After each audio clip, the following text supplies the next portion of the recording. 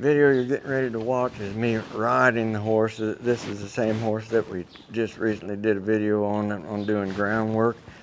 And you're going to see that this, and by the way, this ride was on the heels of that groundwork. So it's the same time frame. But I want you to be aware and watch how this horse did the same things to me on his back that he was doing on the ground. And it's why that I put so much emphasis on quality groundwork. Groundwork to do groundwork is a waste of time, but if you are doing groundwork with a definite purpose and you are addressing negative issues and you're allowing positive issues, not issues, but positive responses to be there, and the longer you can leave a horse to be in those positive responses and let them get comfortable there, the more comfortable they're going to be in every situation you're doing. So I think that the two go hand in hand. And in this video, when I'm riding him, you're going to see that he tests me to get more bridle rein out of my hand. He's wanting to root and push on me. He's wanting to use body part movement that I wasn't asking for as a way of avoiding what I wanted him to do. So he was very defiant in a lot of ways in his attitude about how he was going to show me that he was going to do what he wanted to do instead of being politely agreeing with what I wanted to do. So anyway, if you like these videos we're putting out, I'd appreciate it if you'd hit the subscribe button. Thank you very much.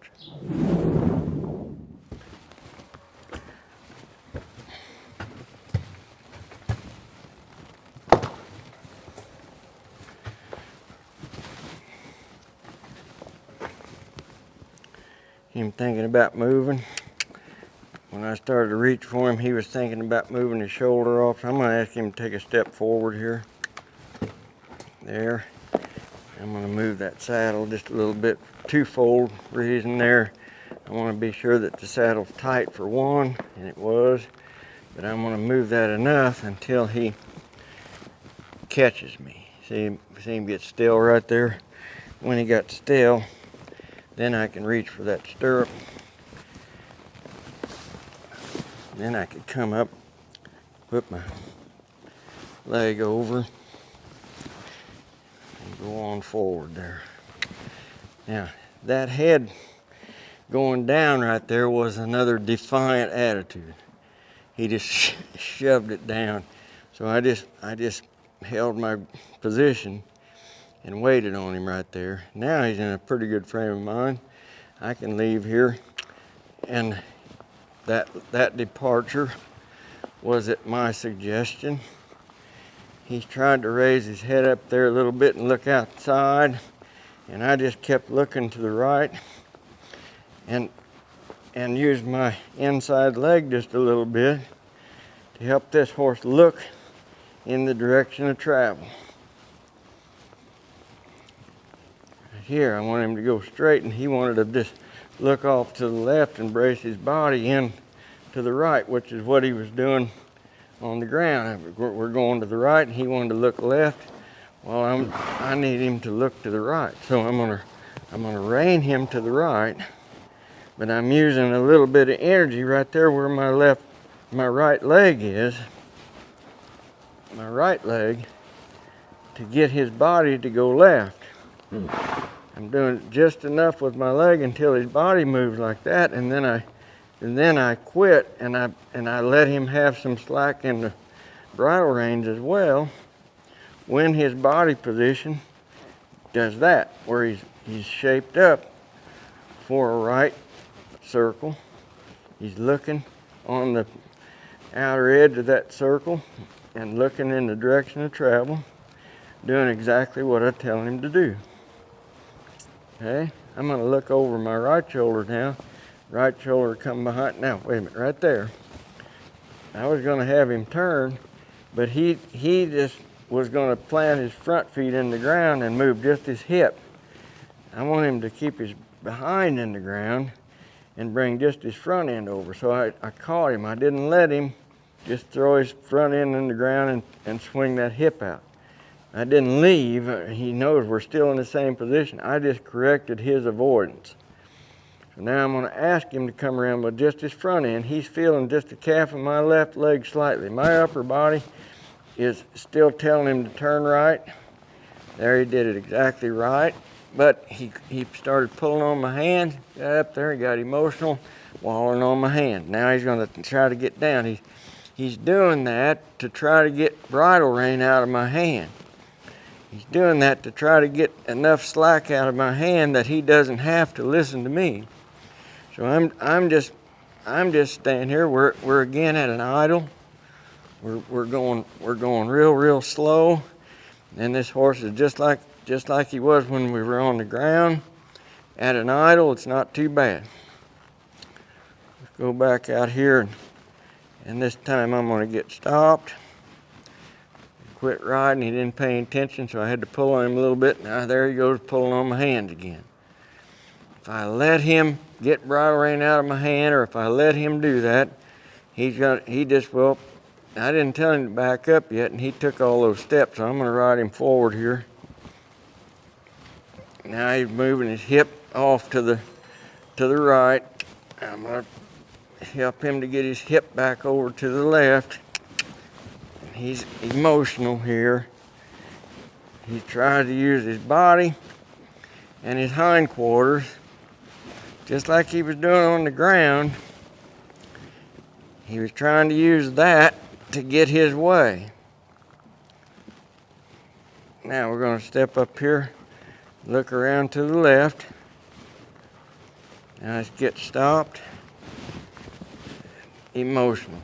I didn't pull on him hardly at all, and he stuck his nose up like I'd tried to break his jaw with the bridle rein. I didn't hardly touch him. All I did was stop riding, and he ran into it, and then he stuck his nose up there. Now he's looking off to the right, not paying any attention.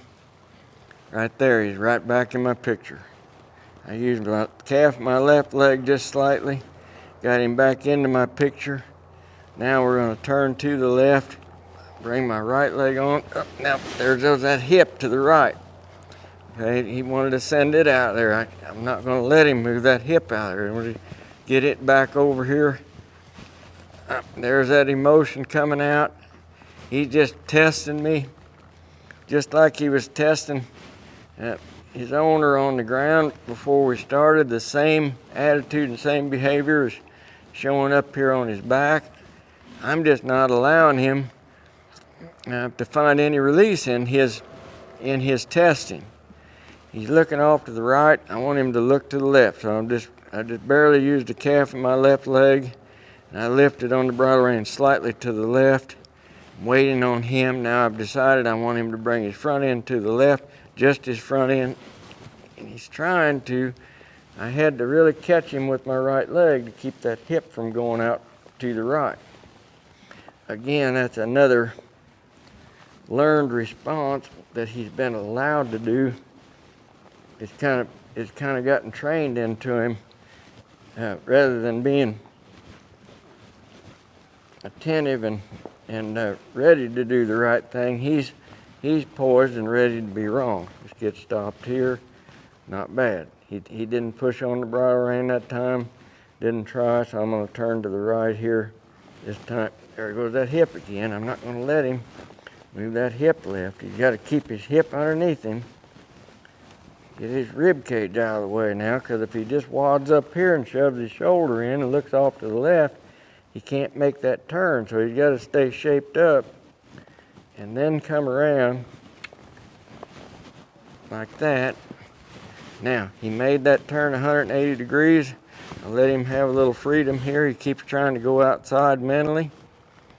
Just keeps testing that boundary, testing it. He keeps asking me, are you there? Or can I do what I want to do? Are you there, or can I do what I want to do? That's kind of the conversation that's going on between he and I right now. And when he quits testing, he's going to find his life becomes a lot easier, because when he's doing what I want him to do, there's no pressure whatsoever in his mouth or on his sides. But when he decides to make a decision, he runs up against the bridle and he runs up against my legs. And then then he gets emotional about that because he's feeling my legs and my hand. So he's creating his own posture of emotion, or he's creating his own posture of release. He's getting better, but it isn't quite there yet. It's probably not going to get here today. But we're again, like we were doing on the ground, making some little bit of marks on correctness. Better, not bad. Didn't come through. See the shoulder sticking off over here to the right, and he's kind of ribbed up over there. So I'm gonna get that shoulder on over so I can set up to go off to the right again. So I made a complete turn. Do this one right here in front of you and go back the other way. I'll get stopped. I like that. I'm gonna look over my shoulder. There we go.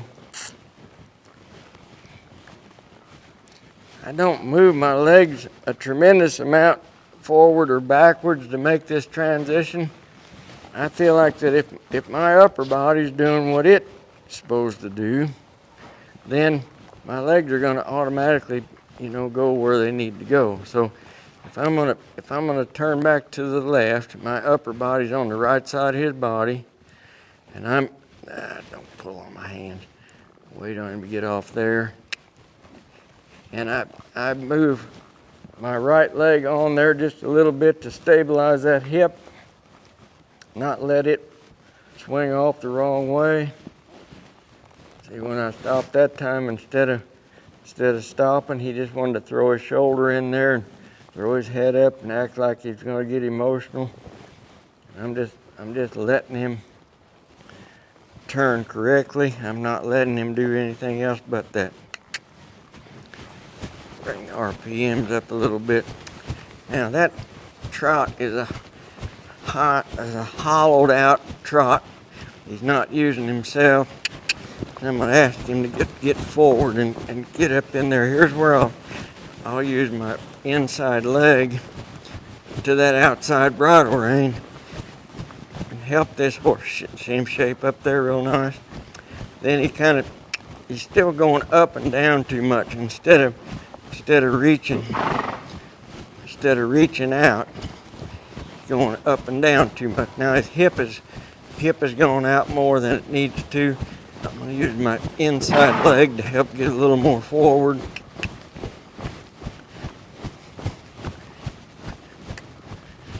I ask him to stop right here. He didn't pay any attention to me. I ask him to back up here, wait on him. I'm going to let him turn to the left, and then we'll go again.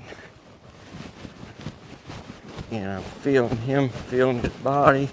I'm using mainly my right leg at this point to help get him to step forward a little better, because he's wanting to shove that shoulder into the inside, and I'm going around here. And then he wants to go up and down instead of reaching. It's easier to go up and down than it is to reach. So it's right leg to left rein. Inside leg to outside rein. Get stopped. Just come back here. Look over your shoulder. Just step up here and go somewhere. Shape that inside up again. Hip's going to the outside too much. Emotional in his face. He can sit right in there, get quiet.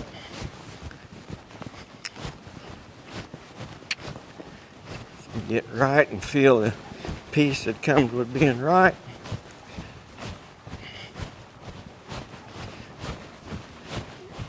That doesn't feel too bad right there.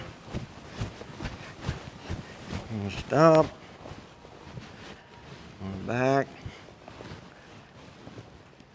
Turn. Now, that felt pretty good, so I'm going to let him have the bridle rein. Let him just soften up here. Let him get quiet. So, the whole point I'd like for you to get out of this, watching this, is that This horse did the same thing to me when I got on his back as he was doing when I was on the ground.